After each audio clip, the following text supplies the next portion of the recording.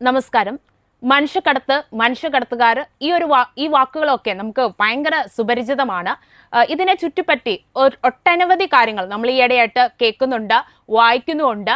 പക്ഷേ അതുപോലെ തന്നെ ഈ ഒരു മനുഷ്യക്കടത്തിന് ഇരയായിട്ടുള്ള ഒത്തിരി വ്യക്തികൾ നമ്മുടെ ഭാരതത്തിലുണ്ട് എന്ന് നമുക്കറിയാം. അതേപോലെ തന്നെ മനുഷ്യക്കടത്തുകാർക്ക് വെല്ലുവിളികൾ ജനിപ്പിക്കുന്ന, മനുഷ്യക്കടത്തിനെതിരായ പ്രവർത്തനങ്ങളിൽ വ്യാപരിക്കുന്ന ഒട്ടനവധി സിസ്റ്റേഴ്സ് നമ്മുടെ സമൂഹത്തിലുണ്ട്. നമുക്ക് പരിചയപ്പെടാം. ആസാമിൽ നിന്ന് സിസ്റ്റർ പ്രേമ.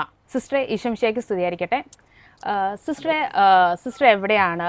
സിസ്റ്റർ ഏത് ഫീൽഡിലാണ് ജോലി ചെയ്യുന്നത്? അതുപോലെ തന്നെ എത്ര കാലമായി സന്യാസ ജീവിതം ആരംഭിച്ചിട്ട്? അങ്ങനെയുള്ള കാര്യങ്ങളൊന്ന് ബ്രീഫ് ചെയ്ത് പറയാമോ?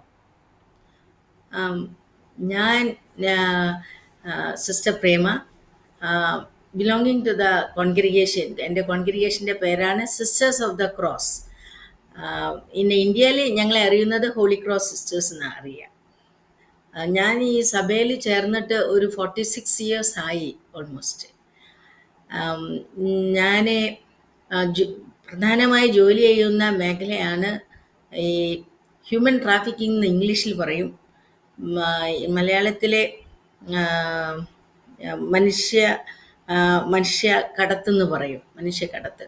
അപ്പോൾ ഈ മനുഷ്യക്കടത്തിലാണ് ഞാൻ ഇത്രയും കുറേ വർഷം ഇങ്ങനെ ജോലി ചെയ്തുകൊണ്ടിരിക്കുന്നത്. പിന്നെ പറയാനായിട്ട്, ഈ മേഖലയിൽ ഞാൻ ജോലി ചെയ്യുന്നത് അത് എളുപ്പമുള്ള മേഖലയൊന്നുമല്ല. എന്നാലും ഞാൻ അത് തിരഞ്ഞെടുത്തു. ഈ ചില കോൺഗ്രിഗേഷൻസ് ഇതിനു വേണ്ടി തന്നെ തുടങ്ങിയതുണ്ട്. അപ്പോൾ ഈ ഒരു ജോലി പുതിയതല്ല എന്നാണ് ഞാൻ പറയാൻ വരുന്നത്. പണ്ടേ സിസ്റ്റേഴ്സൊക്കെ ചെയ്തിരുന്നതാണ്. എന്നാൽ ഇപ്പോൾ അത് ഒരു പുതിയ പേരിലും വരുന്നുണ്ട്. അത് മോഡേൺ സ്ലേവറി എന്ന് ഞങ്ങൾ പറയും. അപ്പോൾ ഇതിങ്ങനെ കൂടിക്കൊണ്ടിരിക്കുകയാണ്. ഇങ്ങനെ മനുഷ്യരെ കടത്തുന്നത്, മനുഷ്യരെ വിൽക്കുന്നത്, സാധാരണ വെജിറ്റബിൾസും ആനിമൽസിനെയൊക്കെ പോലെ വിൽക്കുന്നത്, ഇത് വളരെ കൂടിക്കൊണ്ടിരിക്കുകയാണ് ഇപ്പോൾ. അപ്പോൾ എന്നിട്ട് അതിനെ അവർക്ക് നല്ലൊരു മോഡൽ എങ്ങനെയാണ് അവർ ആൾക്കാരെ കടത്തി കൊണ്ടുപോകുന്നതെന്ന് അവർക്കുണ്ട്. അപ്പോൾ ഞങ്ങളും വിചാരിച്ചു, നമുക്ക് ഒറ്റപ്പെട്ട് ചെയ്താൽ ഇത് ശരിയാകത്തില്ല, നമ്മൾ ഒരുമിച്ച് ചെയ്യണം. അപ്പോൾ അങ്ങനെയായിട്ട് ഞങ്ങൾ എല്ലാവരും കൂടി ഒരു നെറ്റ്വർക്ക്, ആക്ച്വലി ഈ നെറ്റ്വർക്ക് തുടങ്ങിയത് റോമിലാണ്. അവർ തുടങ്ങിയത് അത് ഇൻ്റർനാഷണൽ തളിത്താക്കും എന്ന് പറയും. തളിത്താക്കും എന്ന് പറഞ്ഞാൽ ലിറ്റിൽ ഗേൾ അറൈസ് എന്നാണ് അതിൻ്റെ മീനിങ്. അപ്പോൾ ഈ തളിത്താക്കും ഇൻ്റർനാഷണൽ തുടങ്ങിയത് റോമിലാണ്.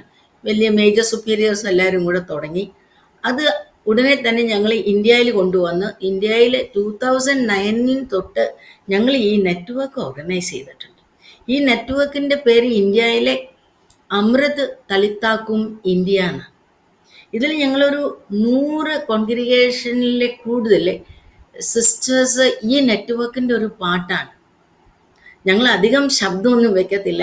എന്നാൽ ഞങ്ങളെല്ലാവരും ജോലി ചെയ്യുന്നവരാണ്. മിക്ക സിസ്റ്റേഴ്സും കന്യാസ്ത്രീമാരും ഈ റിലീജിയസ് സിസ്റ്റേഴ്സ് ഇതിൽ ജോലി ചെയ്യുന്നുണ്ട്. എങ്ങനെയാണെങ്കിൽ ഞങ്ങൾ അവയർനെസ് കൊടുക്കും. അപ്പം ഇതിനെപ്പറ്റി ജാഗ്രത കൊടുക്കണം. ഈ ജാഗ്രത കൊടുക്കുന്നത് എവിടെയാണ്, ഏത് ഫീൽഡിലാണ്? കൊച്ചുങ്ങൾ തൊട്ട് വലിയൊരു വരെ നമുക്ക് കൊടുക്കാനുണ്ട്. അപ്പോൾ സ്കൂളുകളിൽ കൊടുക്കണം, കോളേജുകളിൽ കൊടുക്കണം, യൂണിവേഴ്സിറ്റീസിൽ കൊടുക്കണം, എല്ലാ ഫാമിലീസിൽ കൊടുക്കണം, സൊസൈറ്റിയിൽ തന്നെ നമ്മൾ ഇതിനെപ്പറ്റി ജാഗ്രത കൊടുക്കണം. അപ്പോൾ അവയർനെസ് പ്രോഗ്രാം ഞങ്ങൾ എല്ലാവരും നടത്തുന്നുണ്ട്. അപ്പോൾ ഇതിൽ നെറ്റ്വർക്കിൽ ആർക്ക്, സോഷ്യൽ വർക്കേഴ്സിന് മാത്രമല്ല, എല്ലാവർക്കും ഇതിൽ ഒരു ഭാഗമാണ്. അപ്പോൾ അവയർനെസ് ഞങ്ങൾ കൊടുക്കും. പിന്നെ കുറേ സിസ്റ്റേഴ്സ് റെസ്ക്യൂവിലും ജോലി ചെയ്യുന്നവരുണ്ട്. റെസ്ക്യൂ ടീമിൻ്റെ കൂടെ പോവും. പോലീസ് ഉണ്ടാവും, ലോയേഴ്സ് ഉണ്ടാവും, സോഷ്യൽ വർക്കേഴ്സ് അതിലുണ്ടാവും. അങ്ങനെ ഒരു ടീമുണ്ട് എല്ലാ ഡിസ്ട്രിക്റ്റിലും. അപ്പോൾ അവരുടെ കൂടെ പോയിട്ട് കുട്ടികളെ, മുതിർന്നവരെ, അഡൾട്ട്സിനെ എല്ലാവരെയും റെസ്ക്യൂ ചെയ്യുന്നവർ കുറേ സിസ്റ്റേഴ്സ് അതിൽ ഇൻവോൾവാണ് ഞങ്ങൾ. പിന്നെ ഞങ്ങളിൽ കുറേ പേര് ഞങ്ങളെല്ലാം റീഹാബിലിറ്റേഷനിലും ഇൻവോൾവാണ്. അവരെ കൊണ്ടുവന്ന് എന്തെങ്കിലുമൊക്കെ പഠിപ്പിച്ച് പിന്നെ അവരെ വീണ്ടും റീഹാബിലിറ്റേറ്റ് ചെയ്യുക. അങ്ങനെ ഈ talitha kum India, Amrit talitha kum India network ഞങ്ങളെല്ലാം ഇതിൽ വളരെ വളരെ കാര്യമായിട്ട് എല്ലാവരും ജോലി ചെയ്യുന്നവരാണ്. So this is my small introduction about me and what I do right now. സിസ്റ്ററെ, ഈ മനുഷ്യക്കടത്തെന്ന് പറഞ്ഞ് നമ്മൾ ഒത്തിരി പ്രാവശ്യമായിട്ട് കേൾക്കുന്നുണ്ട്. ശരിക്കും യഥാർത്ഥത്തിൽ ഈ മനുഷ്യക്കടത്തെന്ന് പറഞ്ഞാൽ എന്താ? ആക്ച്വലി മനുഷ്യക്കടത്തെന്ന് പറഞ്ഞാൽ പണ്ട് ആൾക്കാരെ അടിമകളാക്കി കൊണ്ടുപോകാറുണ്ട് ബൈ ഫോഴ്സ്. അതേ ഇത് തന്നെയാണ് ഇന്നൊരു പുതിയൊരു വേർഷൻ ഞാൻ പറഞ്ഞ പോലെ. ഇന്ന് അതിനെ നമ്മൾ പറയുന്നത് മോഡേൺ സ്ലേവറി എന്നും പറയും, അതിനെ ഹ്യൂമൻ ട്രാഫിക്കിംഗ് എന്നും പറയും. ഈ ഹ്യൂമൻ ട്രാഫിക്കിംഗ് ആണ് ഈ മനുഷ്യക്കടത്ത്. നമ്മൾ UN ഡെഫിനിഷൻ നോക്കുകയാണെങ്കിൽ അവർ പറയുന്നത് ഫോഴ്സ്ഫുള്ളി ആരെങ്കിലും കൊണ്ടുപോവുക, ചെറിയ കൊച്ചായാലും മുതിർന്നവരായാലും വയസ്സായവർ ആരെങ്കിലും ഫോഴ്സ്ഫുള്ളി ഫാൾസ് പ്രോമിസ് കൊടുത്തിട്ട് അവരെ കൊണ്ടുപോവുക. So that is first thing we have to see. അത് കഴിഞ്ഞ് അത് കൊണ്ടുപോകുക മാത്രം, ഒരു സ്ഥലത്തുനിന്ന് വേറെ സ്ഥലത്തേക്ക് കൊണ്ടുപോകും അവരുടെ അനുവാദം ഇല്ലാതെ. അപ്പൻ്റെയും വീട്ടിലെ മാതാപിതാക്കളുടെ അനുവാദം ഇല്ലാതെ അവരെ കൊണ്ടുപോകുക. ചിലപ്പം അങ്ങനെ കൊണ്ടുപോകുന്ന നേരത്ത് വേറൊരു സംഗതി ഉള്ളത് എന്നാന്ന് വെച്ചാൽ ഇവർ പൈസ എക്സ്ചേഞ്ച് ചെയ്യും.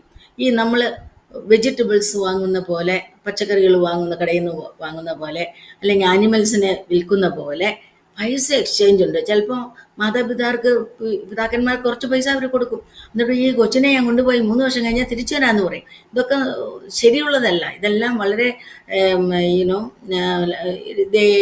ഫ്രോഡ് വേ ഓഫ് പിള്ളേരെ കൊണ്ടുപോകുന്നതാണ്. പിള്ളേരും വലിയവരെയും മുതിർന്നവരെയും കൊണ്ടുപോകുന്നു അതുപോലെ. അപ്പോൾ അതിൽ പൈസ ഇൻവോൾവ് ആണ്, എക്സ്ചേഞ്ച് ഉണ്ട്, പിന്നെ ഫോൾസ് പ്രോമിസസ് ഉണ്ട്. ഇതൊക്കെ ആകുമ്പം അങ്ങനെ കൊണ്ടുപോകുന്നതിനെ നമ്മൾ ഹ്യൂമൻ ട്രാഫിക്കിംഗ് എന്ന് പറയും.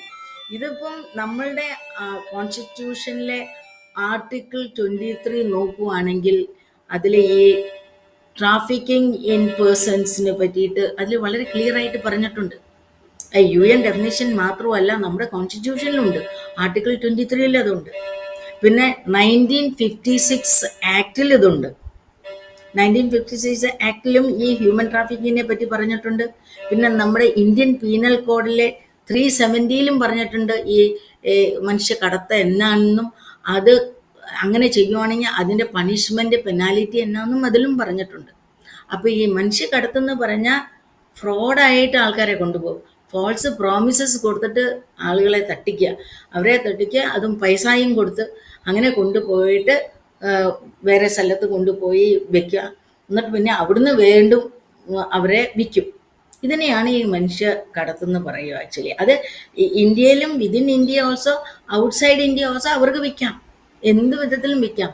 ചിലവർ പറയും അത് പിന്നെ ജോബ് പ്ലേസ്മെൻറ്റ് ഏജൻസീസ്. ഈ ഇന്ത്യയിൽ ഇപ്പോൾ നമ്മൾ ശരിക്കും നോക്കുകയാണെങ്കിൽ ഞങ്ങളുടെ അനുഭവത്തിലെ പല ജോബ് പ്ലേസ്മെൻറ്റ് ഏജൻസീസും രജിസ്റ്റേർഡ് അല്ല.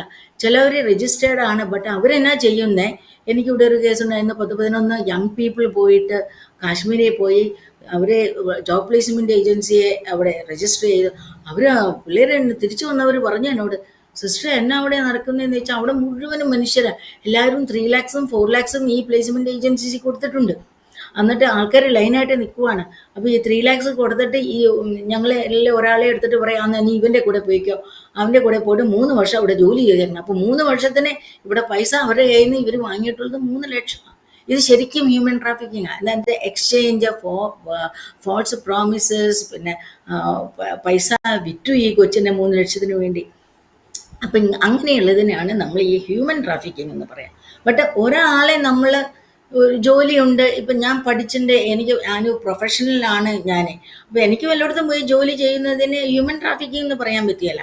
ഇപ്പം എൻ്റെ ഒരു അറിയുന്ന ഒരു ആളെ എന്നെ കൊണ്ടുപോകുകയാണ് വേറെ സ്ഥലത്തേക്ക് ജോലി തരാമെന്നും പറഞ്ഞ്, എൻ്റെ മാതാപിതാക്കളുടെ പെർമിഷനുണ്ട്, അവരുടെ എല്ലാ വിധത്തിലുള്ള ലെറ്റേഴ്സും ഉണ്ട്, എന്നിട്ട് ഒരാൾ കൊണ്ടുപോവുകയാണ് ജോലി തരാമെന്നും പറഞ്ഞ് വേറെ സ്ഥലത്തേക്ക്. എന്നിട്ട് നമ്മൾ അവരെ പറ്റി അറിഞ്ഞിട്ടുണ്ട്, നമുക്കറിയാം അവർക്ക് നല്ല എസ്റ്റാബ്ലിഷ്മെൻ്റ് ഉണ്ട്, ഈ കൊച്ചിനൊരു ഫ്യൂച്ചർ ഉണ്ടെന്നും പറഞ്ഞ് കൊണ്ടുപോകുന്നത്. അതിന് നമ്മൾ മൈഗ്രേഷൻ എന്ന് പറയും ആക്ച്വലി. ഇപ്പം ഞാനും ഒരു മൈഗ്രേറ്റഡ് പേഴ്സണാണ്. ഞാൻ കേരളത്തിലുള്ള ആൾ ഇവിടെ നോർത്ത് ഈസ്റ്റിലെ ആസാമിൽ വന്ന് ജോലി ചെയ്യുന്നു. അപ്പം ഞാനും ഒരു മൈഗ്രേറ്റഡ് പേഴ്സണാണ്. അപ്പോൾ നമ്മൾ ഒരു സ്ഥലത്തുനിന്ന് വേറെ സ്ഥലത്തേക്ക് സേഫായി പോകുന്നു, അതിന് സേഫ് മൈഗ്രേഷൻ എന്ന് പറയും. ഈ മൈഗ്രേഷനിൽ അൺസേഫ് മൈഗ്രേഷൻ ഉണ്ട്. അൺസേഫ് എന്ന് പറഞ്ഞാൽ 99% അൺസേഫ് മൈഗ്രേഷനാണ്.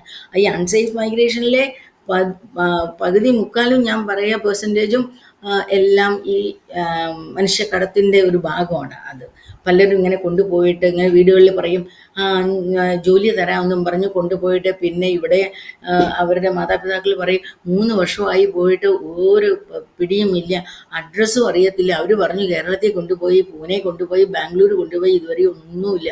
അപ്പം അത് അവരെ ഗ്രൂപ്പായിട്ട് കൊണ്ടുപോയി, മൈഗ്രേഷനാണ്. ബട്ട് എവിടെ കൊണ്ടുപോയി ഇട്ടേന്ന് നമുക്കറിയത്തില്ല. അപ്പോൾ അത് മൈഗ്രേഷൻ ആണെങ്കിലും അത് ട്രാഫിക്കിംഗ് ആണ് ചെയ്തിരിക്കുന്നത്, അത് മനുഷ്യക്കടത്താണ് അവർ ചെയ്തിരിക്കുന്നത്. അപ്പം ഒരു സ്ഥലത്തേക്ക് ഞാൻ, that is my right, constitutional right. എനിക്ക് ഒരു ജോലി ഞാൻ ഒരു ട്രെയിനിങ് ചെയ്തിട്ടുണ്ടെങ്കിൽ എനിക്ക് വേറെ സ്ഥലത്ത് പോയി ജോലി ചെയ്യാനുള്ളത് എൻ്റെ കോൺസ്റ്റിറ്റ്യൂഷണൽ റൈറ്റാണ്. അപ്പം അതിനെ ഒരു മനുഷ്യക്കടത്തെന്ന് പറയാൻ പറ്റത്തില്ല. അപ്പം മനുഷ്യക്കടത്തെന്ന് ഞാൻ പറഞ്ഞ പോലെ അങ്ങനെ ഫ്രോഡായിട്ട് കൊണ്ടുപോയി വിൽക്കുന്നവരെ, അതിനെ നമ്മൾ പറയുക മനുഷ്യക്കടത്ത്, ഹ്യൂമൻ ട്രാഫിക്കിംഗ്. യെസ്. സിസ്റ്ററെ, ഈ ഒരു കാലഘട്ടത്തിൽ, ഈ ഒരു പ്രവർത്തന കാലഘട്ടത്തിൽ സിസ്റ്ററിന് എന്തെങ്കിലും ഒരു ഹാർട്ട് ടച്ചിങ് ആയിട്ടുള്ള, സിസ്റ്ററിന്റെ ഹൃദയത്തെ സ്പർശിച്ച എന്തെങ്കിലും ഒരു അനുഭവങ്ങൾ ഉണ്ടായിട്ടുണ്ടോ? ഇങ്ങനെ ഞാൻ ജോലി ചെയ്യുമ്പം, ജോലി ചെയ്ത് കുറേ വർഷങ്ങളായി ഈ ഒരു ഫീൽഡിൽ ഞാൻ ജോലി ചെയ്തിട്ട്, അങ്ങനെ പറയുവാണെങ്കിൽ ഞാനിങ്ങനെ എൻ്റെ കൂടെ ജോലി ചെയ്യുന്ന വേറെ സിസ്റ്റേഴ്സൊക്കെ പിന്നെ NGOസും പല ഫോട്ടോസും കാണിച്ചു തന്നിട്ടുണ്ട്. ഇപ്പം ആൾക്കാരുടെ കൈ വെട്ടി, കാല് വെട്ടി, പിന്നെ ഒരാളെ ഞാൻ തന്നെ റെസ്ക്യൂ ചെയ്തപ്പം അയാൾ തിരിച്ചു വന്നപ്പം എന്നോട് പറഞ്ഞത് എങ്ങനെയാണ്, അതിനെ ഞാൻ ഹരിയാനയിൽ നിന്ന് കൊണ്ടുവന്നു. അപ്പോൾ അയാൾ തിരിച്ചു വന്നപ്പോൾ എന്നോട് പറഞ്ഞതാ, ഞാൻ ഓടിപ്പോവാൻ വരികയായിരുന്നു സിസ്റ്റർ, അപ്പോൾ എൻ്റെ കാല് പിടിച്ച് ഈ വെട്ടുകത്തി കൊണ്ടുവന്നിട്ട് എൻ്റെ കാല് വെട്ടുമെന്ന് പറഞ്ഞു. അപ്പം പേടിച്ചിട്ട് വന്നില്ല. പക്ഷേ എൻ്റെ സിസ്റ്റേഴ്സ് അവരുടെ എക്സ്പീരിയൻസ് ഷെയർ ചെയ്യുന്നു. കൈയില്ലാത്തവർ 2 കൈയും വെട്ടി, അപ്പോൾ ആ മനുഷ്യർ എന്ത് ചെയ്യും? അങ്ങനെയുള്ള ഒത്തിരി എക്സ്പീരിയൻസസ് ഉണ്ട്. പിന്നെ ഞാൻ റെസ്ക്യൂ ചെയ്തിട്ടുണ്ട്, പല റെസ്ക്യൂസും ഞാൻ ചെയ്തിട്ടുണ്ട്. എനിക്കൊരു ഒരു ചെറിയ കൊച്ച്, ഒരു 7 വയസ്സായ ഒരു കൊച്ച്, എന്നെ ഒരു അങ്കിളെന്ന് പറഞ്ഞ് അതിന് ചായ കുടിക്കാൻ വീട്ടിൽ നിന്ന് കൊണ്ടുപോയി. അമ്മയുടെയും ഫാദറിൻ്റെയും മദറും ഉണ്ടായിരുന്നു, അവരുടെ അനുവാദത്തോട് കൊണ്ടുപോയി. അപ്പോൾ സ്വന്തം അങ്കിളല്ലേ എന്ന് വിചാരിച്ച് അങ്ങനെ പോയി കഴിഞ്ഞ് കൊച്ചിനെ കുറേ നേരം തന്നെ നടത്തി. അപ്പോൾ കൊച്ചു പറഞ്ഞു എനിക്ക് തിരിച്ചു പോകണം. അപ്പം ഇദ്ദേഹം പറഞ്ഞു ഇല്ലേ, കുറച്ചും കഴിഞ്ഞ് നമുക്ക് തിരിച്ചു പോകാം. അവസാനം ട്രെയിനിൽ കയറ്റി ഇരുത്തി കൊച്ചിനെ കൊണ്ടുപോയി. ഞാൻ നെറ്റ്വർക്ക് ചെയ്ത് പോലീസിനെ ഇവിടെ ഞാൻ ഇൻഫോം ചെയ്തു, FIR അവരോട് കൊടുക്കാൻ പറഞ്ഞു. പിന്നെ കൊച്ചിൻ്റെ എല്ലാ ഐഡൻറ്റിറ്റി എടുത്ത് ഫോട്ടോ എടുത്തു, എല്ലാം അയച്ച് ഈ കൊച്ചിനെ ഞാൻ ബീഹാറിൽ ട്രെയിൻ നിർത്തി. ബീഹാറിൽ എങ്ങനെ ട്രെയിൻ നിർത്തിച്ചു? എൻ്റെ ഒരു ഇതല്ലേ നെറ്റ്വർക്ക്. ഇത് നമ്മൾ തടയാനായിട്ട് നെറ്റ്വർക്ക് വേണം. അതുകൊണ്ടാണ് ഞങ്ങൾ ഈ അമൃത് ദളിതാക്കും ഇന്ത്യ നെറ്റ്വർക്ക് ഉണ്ടാക്കിയിട്ടുള്ളത്. ഈ നെറ്റ്വർക്ക് ചെയ്ത് അമൃതിൽ കൂടെ മാത്രമല്ല, ഞാൻ സത്യാർത്ഥിയുടെ ബച്പൻ ബച്ചാവെ കൂടെ ഞാൻ ചെയ്തു. അപ്പോൾ അവർക്ക് ഓൾ ഓവർ ഇന്ത്യയിലെ അവർക്ക് പെർമിഷനുണ്ട് റെസ്ക്യൂ ചെയ്യാനായിട്ട്. അതുകൊണ്ട് അത് പാൻ ഇന്ത്യ ആണ്. അപ്പോൾ അതുകൊണ്ട് അവരെ ബീഹാറിൽ ചപ്ര എന്ന് പറഞ്ഞ സ്ഥലത്ത് ട്രെയിൻ നിർത്തി കൊച്ചിനെ ഞങ്ങൾ രക്ഷപ്പെടുത്തി. സോ എനിക്ക് അത് ഒരു സക്സസ് സ്റ്റോറിയാണ്. ഞാൻ പലരും ചെയ്തിട്ടുണ്ട്, ബട്ട് ഇതൊരു ചെറിയൊരു കൊച്ചിനെ, 7 വയസ്സായ കൊച്ചിനെ ഞാൻ റെസ്ക്യൂ ചെയ്ത് കൊണ്ടുവന്നു. സോ ഇത് ഒരെണ്ണം എനിക്ക് നിങ്ങളായിട്ട് ഷെയർ ചെയ്യാനുള്ള, it's A great Joy. Yes. സിസ്റ്ററെ, ഒരു സിസ്റ്റർ എന്ന നിലയിൽ ഈ ഒരു പ്രവർത്തന മേഖലയിൽ സിസ്റ്ററിന് ഏതൊക്കെ തരത്തിലുള്ള ചലഞ്ചസ് അല്ലെ വെല്ലുവിളികളാണ് സിസ്റ്ററിന് അനുഭവപ്പെട്ടേക്കുന്നത്? എനിക്ക് പറഞ്ഞാൽ എൻ്റെ കോൺഗ്രിഗേഷൻ വളരെ ഓപ്പൺ ആണ് ഞാൻ ഈ ചെയ്യുന്ന ഒരു ജോലിക്ക്. അപ്പോൾ അതുകൊണ്ട് എനിക്ക് കോൺഗ്രിഗേഷൻ്റെ സൈഡിൽ നിന്ന് ഒരു തടവുമില്ല. അവരെപ്പോഴും ഓപ്പൺ ആണ്. അവരെപ്പോഴും പറയുന്നത് ഇങ്ങനെ മനുഷ്യർക്ക് വേണ്ടി ആർക്ക് ധൈര്യമുണ്ടോ പോയി ചെയ്തോ എന്നുള്ള പോലെ. ബട്ട് നമ്മൾ ഫേസ് ചെയ്യുന്നത് എന്നാന്ന് വെച്ചാൽ, ചിലപ്പോൾ ഈ ഒരു ആളെ പെട്ടെന്ന് നമ്മൾക്ക് രക്ഷിക്കണം, അല്ലെങ്കിൽ ഇപ്പം നമ്മുടെ ഈ സ്റ്റേറ്റ് കഴിഞ്ഞ് വേറെ സ്ഥലത്തേക്ക് പോകും. അപ്പോൾ അതുകൊണ്ട് നമുക്ക് പെട്ടെന്ന് ആക്ഷൻ എടുക്കണം. അപ്പോൾ ചിലപ്പോൾ ഒരു slowness from the law enforcement ഏജൻസീസിന് ചിലപ്പോൾ ഉണ്ടാകാറുണ്ട്. ആ നേരത്ത് ഭയങ്കര നമ്മൾ ഇങ്ങനെ റെസ്റ്റ്ലെസ് ആണ്. എന്നുവെച്ചാൽ കൊച്ചു പോവുകയാണ്, അല്ലെങ്കിൽ ആ പെങ്കൊച്ച് പോവുകയാണ്, നമ്മൾ കൊണ്ടുവരണം എന്നുള്ള. അപ്പോൾ ഒരു ഭയങ്കര ഒരു ചാലഞ്ച് ആ മൊമെൻറ്റിൽ ഈ പോലീസിനെ പോയി കാണലും പിടിക്കലും, എങ്ങനെ അവരെ ഫേസ് ചെയ്യുന്നു. അതൊരു വളരെ ചിലപ്പോൾ തന്നെയൊക്കെ പോകേണ്ടി വരും. ചിലപ്പോൾ സമയം അത് വേസ്റ്റ്, പിന്നെ രാത്രിയൊക്കെ ആണെങ്കിലും അതും പ്രയാസമാണ് നമുക്ക്. അപ്പം അങ്ങനെ ഒരു ചലഞ്ചുണ്ട്. പിന്നെ ഒരു ചലഞ്ച് ഉള്ളത് എന്താണെന്ന് വെച്ചാൽ, ഈ വില്ലേജുകളിലാകുമ്പോൾ പിള്ളേരുടെ കയ്യിൽ ഒരു ID കാർഡ് ഇല്ല. അവരുടെ ഡേറ്റ് ഓഫ് ബർത്ത് സർട്ടിഫിക്കറ്റ് ഇല്ല. ഡേറ്റ് ഓഫ് ബർത്ത് സർട്ടിഫിക്കറ്റ് ഇല്ലെങ്കിൽ ഈ കൊണ്ടുപോകുന്ന ട്രാഫിക്കേഴ്സ്, ഈ കടത്തുന്നവരെ, അവരെ പെട്ടെന്ന് എന്ത് ചെയ്യും, അവർ പെട്ടെന്ന് ഒരു ഐഡിയ ഒക്കെ ഉണ്ടാക്കി കൊച്ചിനെ 18 വയസ്സാണ്, കൊച്ചിപ്പോൾ ഒരു ഇച്ചിരി ഉയരം കൂടിയിട്ടുണ്ടെങ്കിൽ അവൾക്ക് 18 വയസ്സ് അല്ലെങ്കിൽ അവന് 18 വയസ്സെന്നും പറഞ്ഞ് അവരുണ്ടാക്കും.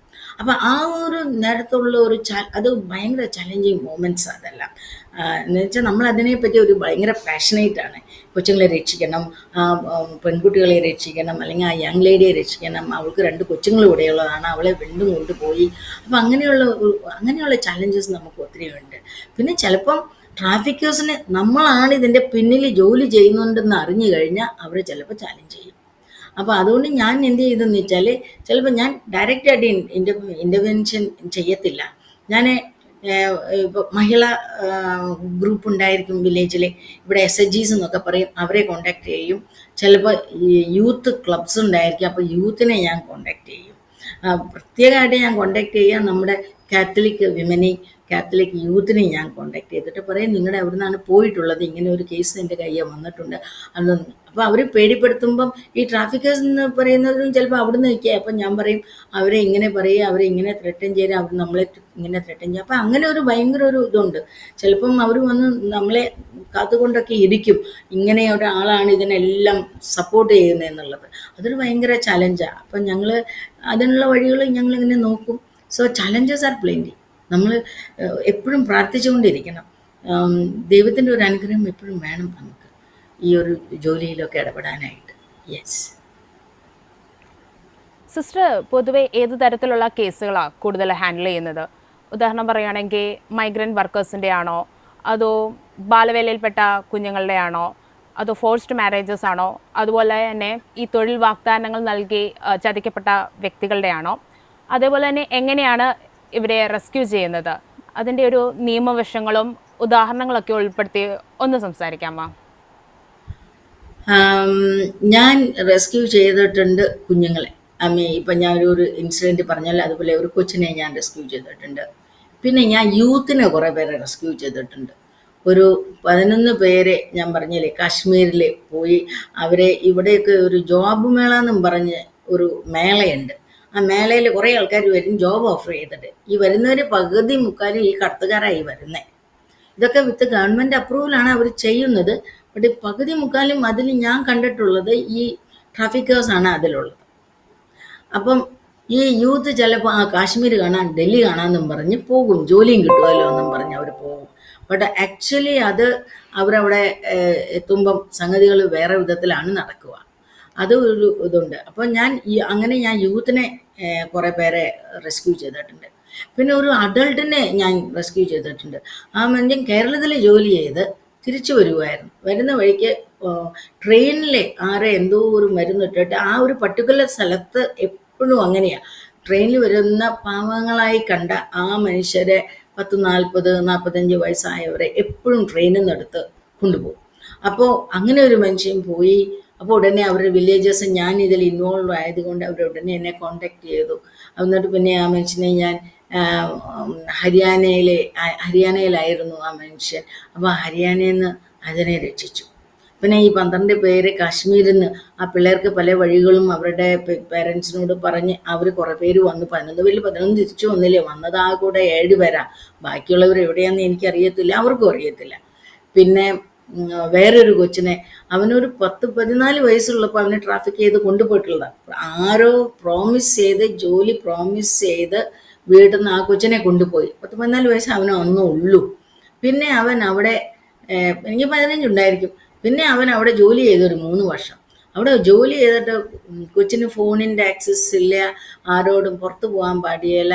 കൊച്ചു നോക്കുന്നത് ഈ എരുമകളെയൊക്കെ, ആനിമൽസിനെ നോക്കുക. അപ്പോൾ ഈ ആനിമൽസിൻ്റെ കൂടെയാണ് അവനെ കിടത്തുന്നത്. അനിമൽസ് ഒരു സൈഡിൽ, ഇവൻ കിടക്കുന്നത് ആ വൈക്കോലെല്ലാം ഇട്ടിട്ട് അവിടെ അതിൻ്റെ മേലാണ് ഇവൻ കിടന്നുറങ്ങുന്നത്. ചോറ് കഞ്ഞിയെല്ലാം അവിടെ കൊണ്ടുപോകുന്ന വെച്ചാൽ അവിടെ വെച്ച് കഴിക്കുന്നു വെച്ച്. കൊച്ചിനെ എങ്ങനെയെങ്കിലും അവിടുന്ന് തിരിച്ചു വരണം. ഇവനെ ആരോ എങ്ങനെയോ ഒരു ദിവസം കൊച്ചിനെ മൊബൈൽ കിട്ടിയപ്പോൾ കൊച്ചിന് വീട്ടിലേക്ക് വിളിച്ചു. അപ്പം വീട്ടിലേക്ക് വിളിച്ചപ്പം പറഞ്ഞു, ഇങ്ങനെയൊരു സിസ്റ്ററുണ്ട് ഇങ്ങനെ ഹെൽപ്പ് ചെയ്യുന്നത്, അതുകൊണ്ട് നീ ആ സിസ്റ്ററിനെ ഒന്ന് വിളിച്ചു. അപ്പോൾ കൊച്ചു തന്നെ എനിക്ക് തിരിച്ച് എന്നെ ഫോൺ ചെയ്ത് വിളിച്ചു. അപ്പം ഞാൻ പറഞ്ഞു ശരി, നീ അപ്പോൾ എവിടെയാ? കൊച്ചെന്നോട് പറഞ്ഞു എങ്ങനെയാണെന്ന് പറഞ്ഞു കൊച്ചു ഫോൺ ഓഫാക്കി വെക്കും. അങ്ങനെ കൊച്ച് അപ്പം ഞാൻ പിന്നെ നെറ്റ്വർക്കിൽ കൂടെ സിസ്റ്റേഴ്സിനെയൊക്കെ ഇൻഫോം ചെയ്തു, ഞങ്ങളുടെ നെറ്റ്വർക്കിൽ ഇങ്ങനെ കൊച്ചുണ്ട്. അത് കഴിഞ്ഞിട്ട് ഞാൻ അവിടെയുള്ള ഒരു മനുഷ്യൻ, റെസ്ക്യൂ ടീമിലുള്ള ഒരു ആളെ പേര് കിട്ടി എനിക്ക്. അപ്പോൾ അങ്ങനെ ആ ആളോട് പറഞ്ഞ് അവർ റെസ്ക്യൂ ടീമായിട്ട് രാത്രി ജീപ്പും കൊണ്ടുപോയി പഞ്ചാബിൽ പോയി ആ കൊച്ചിനെ അവിടുന്ന് റെസ്ക്യൂ ചെയ്ത് പോലീസ് എസ്കോർട്ടായിട്ട് കൊച്ചിനെ രാജധാനിയിൽ തിരിച്ചു കൊടുക്കുക. അവന് 18 വയസ്സായിരുന്നു. അപ്പോൾ കൊച്ചവിടെ 15 വയസ്സ് അങ്ങോട്ടുള്ളപ്പോൾ പോയതാണ്. അപ്പം അങ്ങനെ ഞാൻ പല വിധത്തിലും ആൾക്കാരെ റെസ്ക്യൂ ചെയ്തിട്ടുണ്ട്. യൂത്ത്, യങ് പീപ്പിൾ, അഡൽട്ട്സ് എല്ലാവരും ഞാൻ റെസ്ക്യൂ ചെയ്തിട്ടുണ്ട്. യെസ്. സിസ്റ്ററെ, ഈ മനുഷ്യക്കടത്തുകാർ ആരാണ് യഥാർത്ഥത്തിൽ? മനുഷ്യക്കടത്തുകാരാരാന്ന് ചോദിച്ചാൽ ആർക്കും ആവാം. ഇപ്പം ഒരാൾ നമ്മുടെ അടുത്ത് നല്ല പരിചയപ്പെട്ട് ഇരിക്കുന്നുണ്ടായിരിക്കും, നമുക്ക് ആരാന്ന് അറിയത്തില്ല. അത് ചിലപ്പം മനുഷ്യക്കടത്തുകാരാകാം. നമ്മുടെ വീട്ടിലേക്ക് പലരും വരുന്നു, പരിചയമുള്ളവർ വരുന്നു, പരിചയമില്ലാത്തവർ വരുന്നു, അവരും ആകാം. അവർ എന്ത് ഉദ്ദേശത്തിന് വരുന്നതെന്ന് നമുക്കറിയത്തില്ല. ഇവിടെ ഞാൻ നോട്ടീസ് ചെയ്തിട്ടുള്ളത് ഇവിടെ പലരും ആദ്യത്തെ ഇവരൊരു ഒരു ഒരു നെറ്റ്വർക്കാണ് അവരുടെ. അപ്പോൾ ഈ വില്ലേജിൽ തന്നെ ആരെങ്കിലും ഉണ്ടായിരിക്കും. ചിലപ്പോൾ അവരുടെ തന്നെ സ്വന്തം അങ്കിൾസ് ആയിരിക്കാം. ഇപ്പം ഈ കൊച്ചിനെ ഞാൻ പറഞ്ഞ ഒരു കേസ് പറഞ്ഞത്, ആ കൊച്ചിനെ കൊണ്ടുപോയത് സ്വന്തം അങ്കിളാണ്. അമ്മയുടെ അനുജത്തിയുടെ ഹസ്ബൻഡെ കൊണ്ടുപോയി രാജസ്ഥാനിലേക്ക് കൊണ്ടുപോയി വിൽക്കാനായിരുന്നു. എന്നുവെച്ചാൽ ഫോണിൽ കൂടെ പറഞ്ഞു, ഞാൻ ഒരു നല്ല സാധനം കൊണ്ടുപോയി നമുക്ക് വിറ്റ് കഴിഞ്ഞാൽ നല്ല പൈസ കിട്ടുമെന്ന്. അപ്പം ഈ അങ്കിൾ വന്ന് കൊണ്ടു, അപ്പം നമ്മുടെ സ്വന്തം ബന്ധുക്കളാകാം ട്രാഫിക്കേഴ്സ്. പിന്നെ ചിലയിടത്ത് നമുക്ക് അറിയാവുന്ന ചില ലീഡേഴ്സ് ആകാം, നമുക്കറിയത്തില്ല. ആരാണ് ഇവർക്ക് ഇൻഫർമേഷൻ കൊടുക്കുന്നത്? ആര് ഇൻഫർമേഷൻ കൊടുക്കുന്നത്? അയാൾ ട്രാഫിക്കറാണ്, അവർ ഈ കടത്തുകാരാണ്. ഓക്കെ, ഞാൻ വേണമെങ്കിൽ ഡയറക്റ്റായിട്ട് ഇൻവോൾവ് ഇല്ല, ബട്ട് ഞാൻ ഇൻഫർമേഷൻ കൊടുത്തു കഴിഞ്ഞാൽ ഞാൻ ഇതിലൊരു ഭാഗമാണ്, ഇതിലൊരു അംഗമാണ്.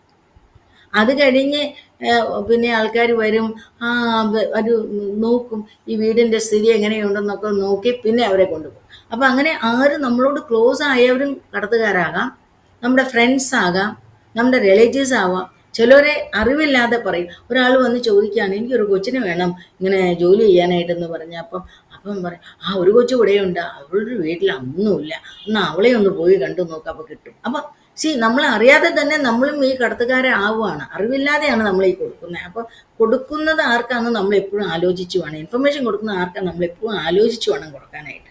അപ്പോൾ അറിയുന്നവരോ അറിയാത്തവരോ ബന്ധുക്കളോ റിലേറ്റീവ്സോ ആര് വേണമെങ്കിലും ആകാം ഈ ട്രാഫിക്കേഴ്സ്. പുറത്തുനിന്ന് തന്നെ വരണമെന്നില്ല, ബട്ട് ഇൻസൈഡ് ആദ്യം ട്രാഫിക്കേഴ്സ് ഉണ്ട്. അത് കഴിഞ്ഞ് അവർ ഇൻഫർമേഷൻ കൊടുത്ത് പിന്നെ അവിടുന്ന് അവർക്കൊരു മോഡസ് ഒപ്പറാൻഡി എന്ന് പറയും, അവർക്കൊരു മെക്കാനിസം ഉണ്ട് എങ്ങനെയാണ് ഇതിനെ കൊണ്ടുപോകേണ്ടതെന്നുള്ളത്. അപ്പോൾ അങ്ങനെ വന്ന് ഫോൾസ് പ്രോമിസസ് ചെയ്ത് കൊണ്ടുപോകും. അപ്പോൾ ട്രാഫിക്കേഴ്സ് എന്ന് പറഞ്ഞാൽ അങ്ങനെ ഒരു വർഗ്ഗമില്ല, ആര് വേണമെങ്കിലും. ആദ്യത്തെ ട്രാഫിക്കേഴ്സ് നമ്മുടെ തന്നെ വില്ലേജിൽ ഉണ്ടായിരിക്കും. സിസ്റ്ററെ, ഈ ഒരു വിക്ടിംസ് സമൂഹത്തിന്റെ ഏത് വിഭാഗത്തിൽപ്പെട്ടവരാ, ഏതൊരു കാറ്റഗറിയിൽ നിന്നുള്ളവരാ കൂടുതലും? നമ്മളിപ്പോൾ അങ്ങനെ ഒരു കാറ്റഗറി ചോദിച്ചാൽ ഞാൻ പറയാം, വിക്ടിംസ് റിച്ച് പീപ്പിൾക്കാകാം. ഇന്നിപ്പോൾ നമുക്ക് മൊബൈലുണ്ട്, സോഷ്യൽ മീഡിയയിൽ കൂടെ പല വിധത്തിലുള്ള ഫ്രോഡ് ഇൻഫർമേഷൻ കൊടുത്തിട്ട് പല കുട്ടികളും റിച്ച് ഫാമിലിയിൽ നിന്നും പോയിട്ട് they are also following into this trap. അപ്പോൾ റിച്ച് ആയിരിക്കാം, ബട്ട് മെയിനായിട്ടുള്ളത് സ്ലമ്മിലെ പാവങ്ങൾ, ട്രൈബൽസ്, പാവം ട്രൈബൽസ്. ഇപ്പം ഞാൻ നോർത്ത് ഈസ്റ്റ് നോക്കുവാണെങ്കിൽ നമ്മുടെ ടീ ഗാർഡൻസിൽ ജോലി ചെയ്യുന്നവരുടെ കുട്ടികൾക്ക് ഒത്തിരി വിക്ടിംസാണ്. ഇവിടെ ഈ ട്രാഫിക്കിങ് നടത്തുന്നത് വിതിൻ ദ സ്റ്റേറ്റിലായിരിക്കും, ചിലപ്പോൾ ഔട്ട്സൈഡ് ദ സ്റ്റേറ്റ് ആയിരിക്കാം, ചിലപ്പോൾ ഔട്ട്സൈഡ് ദ നേഷൻ ആയിരിക്കാം. സോ നമ്മൾ പൊതുവെയായിട്ട് പറഞ്ഞ ഇതിൻ്റെ വിക്ടിംസ് വരുന്നത് lower strata people, low caste, poorest, അങ്ങനെ. ബട്ട് ഇതെല്ലാവർക്കും അപ്ലിക്കബിൾ ആണ്. ചിലപ്പോൾ പിള്ളേർ സ്കൂളിൽ പോകുന്നു, റിച്ച് പേഴ്സൻ്റെ ആളായിരിക്കും സ്കൂളിൽ പോകുന്നത്. ആ കൊച്ച് സ്കൂളിൽ നിന്ന് കാറിലേക്ക് കയറുന്ന ഇടയ്ക്ക് ട്രാഫിക്കേഴ്സ് അവിടെ ഇവിടെ ഉണ്ടായിരിക്കാം. അപ്പോൾ അവരും വിക്ടിംസ് ആയിരിക്കാം. അപ്പോൾ ആർക്ക് വേണമെങ്കിലും വിക്ടിംസ് ആയിരിക്കാം. അതുകൊണ്ട് എല്ലാവരും ജാഗ്രതയായിട്ടിരിക്കണം വിക്ടിം ആവാതിരിക്കാനായിട്ട്. ബട്ട് ഫാമിലീസ് നിന്ന് കൊണ്ടുപോകുന്ന മിക്കതും poor families, poor low caste families, okay, അറിവില്ലാത്തവരെ, അൺഎഡ്യൂക്കേറ്റഡ് ഫാമിലീസ്, അങ്ങനെ കൊണ്ടുപോകാം. യെസ്. സിസ്റ്ററെ, ഈ ഇരകളെയൊക്കെ നമ്മൾ രക്ഷിച്ച് നമ്മൾ കൊണ്ടുവരുമല്ലോ, അവരെ എങ്ങനെയാണ് നമ്മളൊരു നോർമൽ ജീവിതത്തിലോട്ട് കൊണ്ടുവരുന്നത്? അവരെ നമ്മുടെ കൂടെ സ്റ്റേ ചെയ്യിപ്പിക്കുകയാണോ, അതോ അവരെ അവരുടെ വീടുകളിലേക്ക് തിരിച്ചു വിടുകയാണോ? അതുപോലെ തന്നെ വൺസ് അവരൊരു നോർമൽ ആയതിനു ശേഷം വീണ്ടും ഒരു റീട്രാഫിക്കിങ്ങിനുള്ള സാധ്യതകളുണ്ടോ? ആ ഈ അവരെ റീഹാബിലിറ്റേറ്റ് ചെയ്യാനൊരു പ്രോസസ്സൊക്കെ ഉണ്ട്. നമ്മളിപ്പോൾ ഒരു കൊച്ചിനെ കണ്ടുപിടിച്ച് കഴിഞ്ഞ ഉടനെ അങ്ങോട്ട് വീട്ടിലേക്ക് കൊടുക്കാൻ പറ്റത്തില്ല. അതിനൊരു പ്രോസസ്സുണ്ട്. അത് പോലീസ് സ്റ്റേഷനിലേക്ക് എത്തിക്കഴിഞ്ഞ് കഴിഞ്ഞാൽ പിന്നെ അവരെ ഉടനെ നമ്മൾ CWC എന്ന് പറയുന്ന ഒരു ഇതുണ്ട്. അത് ചൈൽഡ് വെൽഫെയർ കമ്മിറ്റി എന്ന് പറഞ്ഞ നോഡൽ ഏജൻസി ഉണ്ട്. അവരെ ഇമ്മീഡിയറ്റ്ലി പോലീസ് ഇൻഫോം ചെയ്യണം, ഇങ്ങനെ ഒരു കൊച്ചുണ്ടെന്നും പറഞ്ഞു. അപ്പോൾ നമുക്ക് 2 തരത്തിലുള്ള ഷെൽട്ടർ ഹോംസ് ഉണ്ട്. ഒന്ന് CCI, ചൈൽഡ് കെയർ ഇൻസ്റ്റിറ്റ്യൂഷൻ എന്ന് പറയും. പിന്നെ വേറെ ഒരെണ്ണമുണ്ട് ചൈൽഡ് ഇൻ കോൺഫ്ലിക്റ്റ് വിത്ത് എല്ലാം. അപ്പോൾ ചൈൽഡ് കെയർ ഇൻസ്റ്റിറ്റ്യൂഷൻ ആരൊക്കെ വെച്ചിരിക്കും? ഇപ്പം നമ്മുടെ ബോർഡിങ്സ് അല്ല, അവർക്കൊക്കെ JJ ആക്ട് ഉണ്ട്. ആ JJ ആക്ട് അനുസരിച്ചാണ് നമ്മുടെ ബോർഡിങ്സ് ഒക്കെ ഇപ്പം നടക്കുന്നത്. പണ്ട് അതിൻ്റെ അത്യാവശ്യം ഉണ്ടായിരുന്നില്ല. ഇപ്പോൾ ഗവൺമെൻറ് റൂൾ വെച്ചിട്ടുണ്ട്, ഈ JJ ആക്ടിൻ്റെ റൂൾ വെച്ചിട്ടുണ്ട്. അപ്പോൾ ആ റൂൾ അനുസരിച്ച് എല്ലാ ബോർഡിങ്ങും JJ ആക്ട് ഉണ്ട്. അപ്പോൾ ഇതെല്ലാം CCIs എന്ന് പറഞ്ഞാൽ ചൈൽഡ് കെയർ ഇൻസ്റ്റിറ്റ്യൂഷൻസ്.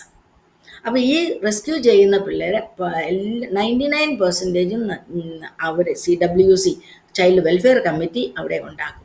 അത് കഴിഞ്ഞ് അവർക്ക് കൗൺസിലിംഗ് ഉണ്ട്, പല ഇതുണ്ട്. അപ്പോൾ ഈ CCIയിൽ വൺസ് അവർ എത്തിക്കഴിഞ്ഞാൽ അവരുടെ റെസ്പോൺസിബിലിറ്റിയാണ് കൊച്ചിന് കൗൺസിലിംഗ് കൊടുക്കുക, കൊച്ചിന് എഡ്യൂക്കേഷൻ വേണമെങ്കിൽ എഡ്യൂക്കേഷൻ കൊടുക്കുക, അങ്ങനെയുള്ളത്. പിന്നെ കുറച്ച് പേരൊക്കെ 18, 19, 20 ആയവരൊക്കെ ആകുമ്പം അവരെ വേറെ സ്ഥലത്ത് വെച്ച് കഴിഞ്ഞ് അവരെ പിന്നെ ഞങ്ങളെല്ലാവരും പലരും നടത്തുന്ന പല ഇൻസ്റ്റിറ്റ്യൂഷനിലും കൊണ്ടുവന്ന് അവർക്ക് സ്കിൽ ട്രെയിനിങ് കൊടുത്ത് അവരെ ചിലർക്ക് വീട് എവിടെയാണെന്ന് അറിയത്തില്ല. അതുകൊണ്ട് അവർ CCIയിൽ തന്നെ നിൽക്കും. കുഞ്ഞ് ചെറുപ്പത്തിൽ 5 വയസ്സിലെ 6 വയസ്സിലെ 3 വയസ്സിലൊക്കെ വിറ്റ കുട്ടികൾക്കൊന്നും വീട് അറിയത്തില്ല, വില്ലേജ് അറിയത്തില്ല. അപ്പോൾ അവർ CCIയിൽ തന്നെ ചൈൽഡ് കെയർ ഇൻസ്റ്റിറ്റ്യൂഷനിൽ തന്നെ നിൽക്കും. ബട്ട് അറിയാമെന്ന് വെച്ചാൽ അവരെ അവരുടെ മാതാപിതാക്കരായിട്ട് ഞങ്ങൾ അവരെ ഏൽപ്പിക്കും. അവർക്ക് പഠിക്കാനായിട്ടുള്ള ഞങ്ങൾ പറയും, സ്കൂളിൽ വിടാൻ പറയും. അവർക്കിപ്പോൾ പൈസ ഇല്ലെങ്കിൽ ഞങ്ങൾ ഹെൽപ്പ് ചെയ്യും അവരെ. പിന്നെ സ്കിൽ ട്രെയിനിങ്സ് പഠിപ്പിക്കും. അങ്ങനെ ഞങ്ങൾ അവരെ റീഹാബിലിറ്റേറ്റ് ചെയ്യും വീണ്ടും. പിന്നെ ഈ child centres children in conflict with the law എന്ന് പറയുന്നത് എന്നാന്ന് വെച്ചാൽ, ഇപ്പോൾ ഒരു കൊച്ച് ദേഷ്യത്തിൽ 18 താഴെയുള്ള ഒരു കൊച്ച് ദേഷ്യം വന്നപ്പോൾ ഒരു തോക്കെടുത്തിട്ട് അങ്ങോട്ട് വെടിവെച്ച് കൊന്നു അതിൻ്റെ ഫ്രണ്ടിനെ. അപ്പോൾ ഈ കൊച്ചിനിപ്പോൾ എന്ത് ചെയ്യും? കൊച്ച് 18 വയസ്സായിട്ടില്ല. ആ കൊച്ചിനെ നമുക്ക് പ്രിസണിൽ ഇടാൻ പാടില്ല. ആസ് പെർ ദ ലോ ഈ children in conflict with the law അവിടെ വയ്ക്കും. എന്തെങ്കിലും ഹാം വേറൊരു ആൾക്ക് ചെയ്തിട്ടുണ്ടെങ്കിൽ അപ്പോൾ അവരെ അങ്ങനെ വയ്ക്കും. അപ്പോൾ ഈ ട്രാഫിക് വിക്ടിംസിനെ ഞങ്ങൾ അവരെ കൊണ്ടുവന്ന് സാധാരണ റീഹാബിലിറ്റേറ്റ് ചെയ്യും. അവരെ to stand their on feet skill trainings കൊടുക്കും. പിന്നെ ഒരു സംഗതിയുണ്ട്, പെൺകുട്ടികൾ കുറേ നാൾ പ്രോസ്റ്റിറ്റ്യൂഷനിൽ ഇൻവോൾവ് ആണെങ്കിൽ അവർക്കൊരു സ്റ്റിഗ്മ ഉണ്ട്. വീട്ടുകാർക്ക് വേണ്ട, അവർ ഇത്ര വർഷം ഈ ഒരു ജോലി ചെയ്തിട്ട് നമുക്ക് വീട്ടിലേക്ക് വേണ്ട, അവർക്ക് വല്ല HIV AIDS ഒക്കെ ഉണ്ടാവുന്നു, അങ്ങനെയുള്ളതും വെച്ച് അവരെ അക്സെപ്റ്റ് ചെയ്യത്തില്ല. അപ്പം അങ്ങനെ അക്സെപ്റ്റ് ചെയ്യാണ്ടാവുമ്പോൾ ഇവർക്ക് തന്നെ തോന്നും നമ്മൾ വീണ്ടും തിരിച്ച് അതേ ജോലിയിൽ പോകുമായിരിക്കും ഏറ്റവും നല്ലത്. അങ്ങനെ വിചാരിച്ച് കുറേ പേരൊക്കെ അവർ തന്നെ ഇനീഷ്യേറ്റീവിൽ അവർ തിരിച്ചു പോകും, വലിയ പെൺകുട്ടികൾ. ബട്ട് അധികം പോകത്തില്ല, എന്നാലും പോകുന്നവരുണ്ട്. അങ്ങനെ ബാക്കിയുള്ളവരൊക്കെ on their on feet they stand. സിസ്റ്ററെ, എപ്പോഴെങ്കിലും തോന്നിയിട്ടുണ്ടോ ഈ ഒരു പ്രവർത്തന ജീവിതം, ഈ ഒരു ചലഞ്ചസ് നിറഞ്ഞ മിനിസ്ട്രി ജീവിതം നിർത്താം, കുറച്ചും കൂടെ സേഫ് ആൻഡ് സെക്യൂർ ആയിട്ടുള്ള സമാധാനപൂർവമായ ജീവിതം നയിക്കാമെന്ന്? അതൊരു ടെംപ്റ്റേഷനാണ് ഈ ഒരു സമർപ്പിത ജീവിതത്തിൽ. എല്ലാവരും നല്ല സ്കൂളുകളിലും നല്ല ഇൻസ്റ്റിറ്റ്യൂഷനിലും നല്ല സേഫ് ആയിട്ടുള്ളവർക്ക് ഇരിക്കുന്നുണ്ട്. അപ്പോൾ എനിക്കും അങ്ങനെ പോകാന്നുള്ളൊരു ടെംപ്റ്റേഷനാണ്. ബട്ട് ഞാൻ അങ്ങനെ അധികം അങ്ങനെ ചിന്തിക്കാറില്ല. ഞാൻ ഇപ്പോഴും വിചാരിക്കും എൻ്റെ സ്വന്തം വീട്, സ്വത്ത്, എൻ്റെ സ്വന്തം അമ്മയും അപ്പനും ചേച്ചിമാരെയും അനുജത്തിമാരെയും എല്ലാവരെയും ഞാൻ വേണ്ടെന്ന് വെച്ച് യേശുവിൻ്റെ ഒരു പിൻഗാമിയായി വരാമെന്ന് വിചാരിച്ച ഒരാൾ ഞാൻ എന്തുകൊണ്ട് കംഫർട്ട് നോക്കുന്നു എന്ന് ഞാൻ ചിലപ്പോൾ ചിന്തിക്കും. ഞാൻ എപ്പോഴും വിചാരിക്കും യേശുവിൻ്റെ ഫുഡ് സ്റ്റെപ്സ് ഫോളോ ചെയ്യാനായിട്ട് ഞാൻ അതേപോലെ തന്നെ ജീവിക്കണം. അതാണ് എൻ്റെ കോൺസെക്രേറ്റഡ് ലൈഫ് എന്ന് ഞാൻ വിചാരിക്കുക. അപ്പം അതുകൊണ്ട് ഞാൻ യേശു ആരുടെ അടുത്താ പോയെ? ഹെൽപ്ലെസ് ആൾക്കാരുടെ അടുത്താ പോയെ, പൈസ ഇല്ലാത്തവരുടെ അടുത്ത് പോയി, സൊസൈറ്റിയിൽ ആരെ താഴെ നോക്കി അവരെ അന്വേഷിച്ച് പോയി, അവർക്ക് വേണ്ടി നിന്നു. അപ്പം അതുപോലെ അപ്പം യേശുവിനും കുറേ ചലഞ്ചസ് ഉണ്ടായിരുന്നു ഇൻ ലൈഫ്, നമുക്കറിയാം അത്. അപ്പം അതേപോലെ നമുക്കും ചലഞ്ചസ് ഉണ്ടായിരിക്കും. ആകെ കൂടെ എനിക്ക് വേണ്ടത് ഞാൻ എപ്പോഴും വിചാരിക്കുക എൻ്റെ വിശ്വാസം, my faith in Christ and prayer. ഇത് ഏറ്റവും അത്യാവശ്യമായിട്ടുള്ളത്. അത് അങ്ങനെ നമുക്കൊരു ഫെയ്ത്ത് ആൻഡ് പ്രെയർ ലൈഫ് നമ്മുടെ ഡീപ്പാണെങ്കിൽ എന്ത് ചലഞ്ച് വന്നാലും നമ്മൾ ഓക്കെ, നമ്മൾ ഒരു യേശുവിൻ്റെ ഒരു ഫോളോവറാണ്, അപ്പം നമുക്ക് അതില്ലാതെ ഒരു ജീവിതമില്ല എന്നുള്ളത് വരും. കംഫർട്ട് ലൈഫ് ഒരു ടെംപ്റ്റേഷനാണ്, ബട്ട് ഞാൻ ഇതുവരെ അങ്ങോട്ട് തിരിഞ്ഞിട്ടില്ല. I like to live this challenging life. Okay സിസ്റ്ററെ, മനുഷ്യക്കടത്ത് എന്താണ്, മനുഷ്യക്കടത്തുകാർ ആരാണ്, അതുപോലെ തന്നെ ഈ ആൻറ്റി ഹ്യൂമൻ ട്രാഫിക്കിംഗ് സെല്ലിൽ നമ്മുടെ സിസ്റ്റേഴ്സ് സന്യസ്തർ അവരുടെ വെല്ലുവിളികളും അതിൻ്റെ സത്യാവസ്ഥകളും ഒക്കെ ഷെയർ ചെയ്ത സിസ്റ്റർ പ്രേമയ്ക്ക് ഗുഡ്നസ് ടിവിയുടെ ഹൃദയം നിറഞ്ഞ നന്ദി. Okay, thank you.